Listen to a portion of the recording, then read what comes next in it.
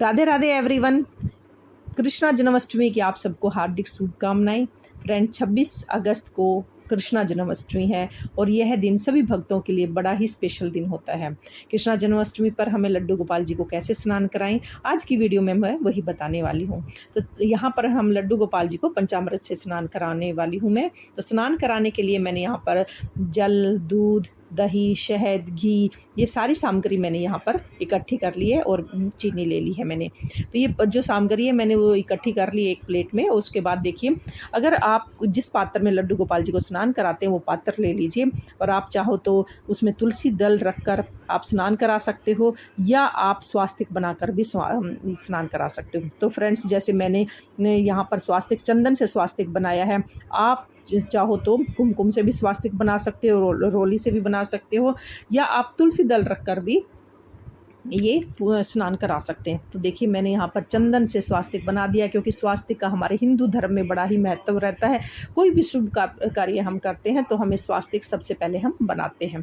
तो स्वास्तिक बनाने के बाद देखिए, अब जैसे ही हमारा स्वास्तिक बन जाएगा और बड़े ही हमने अच्छे तरीके से स्वास्तिक बनाया है, जिस भी पात्र में आप, जब अगर आपको चरणामृत पीना है तो फिर आप स्वास्तिक ना बनाएं, आप केवल तुलसी दल रखकर ही आप लड्डू गोपाल जी को स्नान कराएं। तो अगर आप जब ये हम जल जो हमारा बनेगा, जो प्रसाद हमारा बनेगा, तो फिर उसको आप पौधों में डाल सकते हो या फिर आप उसको किसी गमले में रख सकते हो। देखिए, मैंने तुलसी दल रखकर मैंने लड्डू गोपाल जी को यहाँ पर विराजमान कर दिया है। देखिए, मेरे प्यारे से लड्डू गोपाल जी अब स्नान करने आए हैं। तो बड़े ही भाव के साथ हमें, बड़े ही प्यार के साथ हमें लड्डू गोपाल जी को चरणामृत से स्नान कराना। तो सबसे पहले मैं कच्चे दूध से स्नान कराऊंगी। तो कच्चे दूध से स्नान कराते हुए आप लड्डू गोपाल जी को भाव के साथ स्नान कराएं और हो सके तो ओम नमो भगवते वासुदेवाय का जाप करें या कोई भजन गुनगुनाएं। तो देखिए, लड्डू गोपाल जी को भजन बड़े पसंद आते हैं। आपने सुना भी है कि मीराबाई जब भी भगवान के भजन गाती थी तो भगवान बड़े प्रसन्न हो जाते थे। तो भजनों से ये बड़े जल्दी खुश हो जाते हैं, बड़े जल्दी प्रसन्न हो जाते हैं। फिर मैंने दही से स्नान कराया है। तो आप, अगर आपको भजन नहीं आते हैं तो आप गाने पे, आप उस पे सुन सकते हैं, म्यूजिक से सुन सकते हैं। तो आप कैसे भी लड्डू गोपाल जी को रिझा सकते हैं।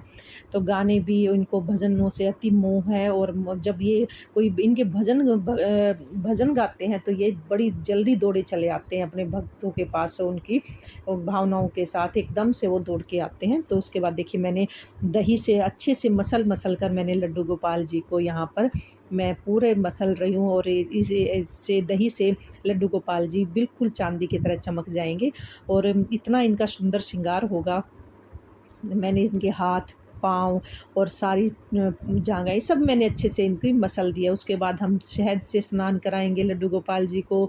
जो पंचामृत होता है उसमें शहद, दही, दूध, घी और शक्कर, ये सारी चीज़ें मिलकर ही ये पंचामृत बनता है। आप चाहो तो इकट्ठा भी इसको स्नान करा सकते हो, एक पात्र में डालकर इसका स्नान करा सकते हो, या आप अलग अलग भी इसको स्नान करा सकते हो। अगर आपके पास समय ज़्यादा नहीं है तो आप एक ही पात्र में सारी चीज़ों को मिला लें और उसके बाद इनको स्नान कराएं। तो मैंने अलग अलग से स्नान कराया। लड्डू गोपाल जी को जन्माष्टमी पे पंचामृत से स्नान कराना बड़ा ही शुभ माना जाता है। उसके बाद हम इनको जल से स्नान कराएंगे। देखिए, अब मैंने शुद्ध जल से स्नान कराया है। शुद्ध जल से स्नान कराने के बाद अब जितना भी आप है, देखिए कैसे चमक गए हैं एकदम से लड्डू गोपाल जी।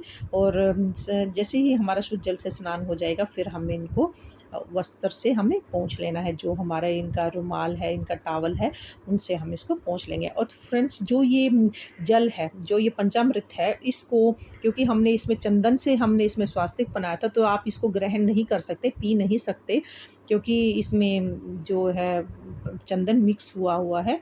तो इसको आप गमले में डाल सकते हैं, पौधों में डाल सकते हैं। लेकिन अगर आपको ग्रहण करना है तो आप केवल तुलसी दल रखकर ही आप लड्डू गोपाल जी को उस दिन स्नान कराएं। तो उस दिन 2 बार स्नान होता है। एक बार सुबह हम रूटीन में स्नान कराते हैं, जैसे कि हमें हमेशा सुबह उठ के हम लड्डू गोपाल जी को स्नान कराते हैं वैसे कराएंगे, और उसके बाद दूसरा स्नान एक रात को होगा 12 बजे का। तो ये पहला स्नान है। तो इसको जैसे मैंने पंचामृत से स्नान करा दिया है, तो इस जल को आप पौधों में डाल सकते हैं और इसको आप ग्रहण नहीं कर सकते, पी नहीं सकते, क्योंकि इसमें मैंने चंदन का स्वास्तिक बनाया था। तो इस चीज़ का ध्यान रखें, क्योंकि ये चीज़ गले के लिए हार्मफुल रहती है। तो अगर आपको चरणामृत के रूप में इसको ग्रहण करना है तो फिर आप केवल तुलसी दल रखकर ही कराएँ। अब देखिए मैं लड्डू गोपाल जी को श्रृंगार कर रही हूँ। उनको मैंने ड्रेस पहना दी है, अब उनको मैं माला पहना दूँगी। जैसे भी आप अपने लड्डू गोपाल जी का श्रृंगार करते हैं, वैसे श्रृंगार करिए, सुंदर से कपड़े पहनाइए, सुंदर सी मालाएँ पहनाइए, कुंडल पहनाइए और तुलसी की माला मैं ज़रूर पहनाती हूँ अपने लड्डू गोपाल जी को, क्योंकि इनको तुलसी अति प्रिय है। भोजन में तो हम देंगे ही, लेकिन मैं इनके गले में भी इस तुलसी की माला पहनाती हूँ। इनके कुंडल मैंने पहना दिए हैं, हाथ में कड़ुले पहना दिए हैं और उसके बाद ही ये सारी हम चीज़ें जो इनका श्रृंगार का सामान है वो सारा हम इनको एक-एक करके हम सब इनको पहना देंगे। तो बड़े ही भाव के साथ हमें इनको श्रृंगार करना है। इनको इनको श्रृंगार लड्डू गोपाल जी को बड़ा ही सुंदर लगता है और श्रृंगार करने के बाद लड्डू गोपाल जी बहुत ही प्यारे लगते हैं, सुंदर लगते हैं और हमारे लड्डू गोपाल जी तो हैं ही इतने प्यारे कि जब हम उनका श्रृंगार करते हैं तो वो मंत्रमुग्ध हो जाते हैं और भाव विभोर हो जाते हैं। तो फ्रेंड्स ये देखिए मेरे लड्डू गोपाल जी का श्रृंगार हो चुका है और इस तरीके से मैंने अपने लड्डू गोपाल जी को पंचामृत से स्नान कराया है और अब मेरा श्रृंगार पूरा हो गया है। तो जैसे भी आप श्रृंगार करें, आप उनको स्नान कराएं, ओम नमो भगवते वासुदेवाय का जाप जरूर करते रहें। तो फ्रेंड्स अगर आपको मेरी ये वीडियो पसंद आई है तो प्लीज़ वीडियो को लाइक करें, चैनल को सब्सक्राइब जरूर करें। हम महिलाएं अपने तीज त्यौहार कैसे मनाते हैं ये देखने के लिए मेरे चैनल को सब्सक्राइब जरूर करें और कमेंट्स बॉक्स में ओम नमो भगवते वासुदेवाय ज़रूर लिखें।